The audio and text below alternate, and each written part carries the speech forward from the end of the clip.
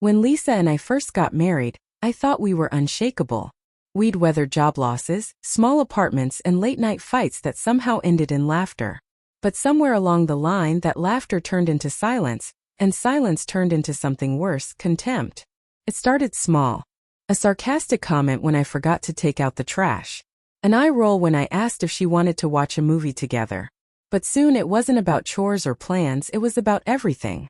Every choice I made somehow became proof that I was the problem. You don't listen. You never care about my feelings. You're selfish. First I tried to fix it. I listened more, planned surprises, even agreed to therapy. But no matter what I did, it was never enough. Every argument ended with the same threat. Maybe we should just get a divorce.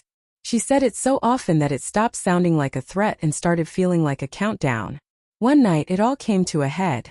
We were arguing again, this time about me missing her call during a meeting. She stood in the kitchen, arms crossed, tears in her eyes but anger in her voice. I can't do this anymore, Mark. You make me miserable. Maybe we should just call it. Something inside me broke. Not in a loud, dramatic way. More like a quiet snap that you don't notice until the silence settles in. I looked at her and simply said, "Okay." She blinked, thrown off. "What?" "Okay," I repeated. "If that's what you want." For the first time in a long time I felt calm. No shouting, no defending myself. Just done.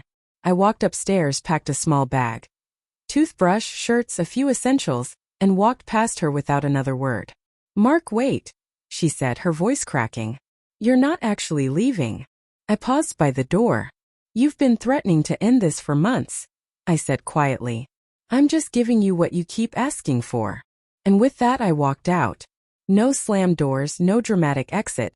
Just a man who had finally stopped trying to hold together something that the other person had already let go of. The first few days after I left were strangely quiet. I checked into a small motel on the edge of town. Nothing fancy, just a place to think. The kind of silence that used to scare me now felt like relief. No more shouting matches echoing through the house. No more walking on eggshells waiting for the next explosion. Just stillness. I'd sit on that stiff motel bed at night, staring at the ceiling fan, trying to remember when love had turned into survival. Somewhere along the way, I'd stopped being her partner and had become her target, the person she blamed when she was unhappy, tired, or unfulfilled. And I'd accepted it because I kept telling myself marriage was about patience, compromise, and forgiveness. But patience without respect isn't love. It's slow self-destruction. A few days later, Lisa started texting. At first, short messages. "Are you okay?" Then, "You really left?" And finally, "When are you coming home?" I didn't answer. Not out of spite, but because I didn't know what to say. For the first time, I was thinking about what I wanted, not what would keep the peace. By the end of the week, she showed up at my motel. Her makeup was smudged, her eyes red from crying. "Mark," she said softly, standing in the doorway. "Can we talk?" I let her in. She sat on the edge of the bed, clutching her phone like it was a lifeline. "I didn't think you'd actually go," she said. "You've always stayed, no matter what I said." "That's exactly why I had to leave," I replied. She looked up, confusion flickering in her eyes. "So that's it? You're done?" I sighed. "Lisa, I've been trying to fix this for years. But every time I reach out, you push me away. Every time I try to talk, you turn it into a fight. You've been threatening divorce for months, and I think part of you meant it." Tears filled her eyes. "I didn't mean it, Mark.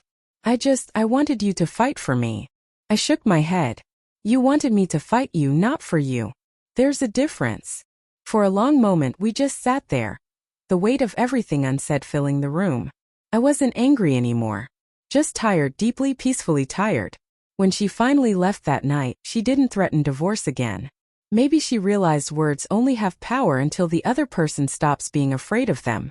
2 weeks passed. I moved my things into a small rented apartment closer to my workplace. Life was simple again. Quiet mornings, long drives, and nights that didn't end in arguments.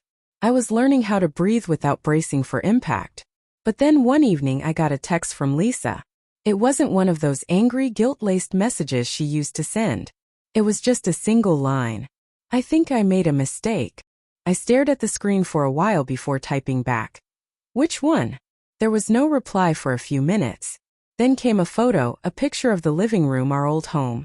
My chair was gone, my books scattered on the floor, and beside them was an envelope with my name written on it.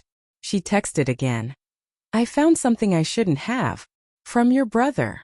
My heart froze. My brother Adam and I had barely spoken in years, ever since he tried to warn me about Lisa's temper before the wedding. I didn't know what she could have found, or why it mattered now.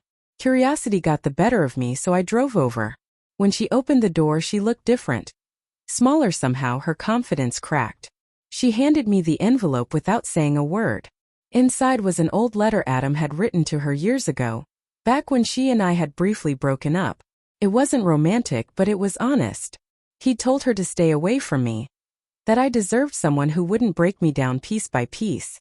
She looked up at me, her voice trembling. He hated me.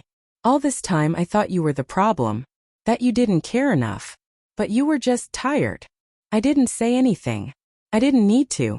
In that moment I saw something shift in her, the realization that the divorce threats, the control, the bitterness had cost her everything that actually mattered. I don't know if we can fix this, I said quietly, but I hope you learn from it. When I left, she didn't call after me, and for the first time in years I didn't look back. Sometimes walking away isn't an ending. It's finally the beginning of peace.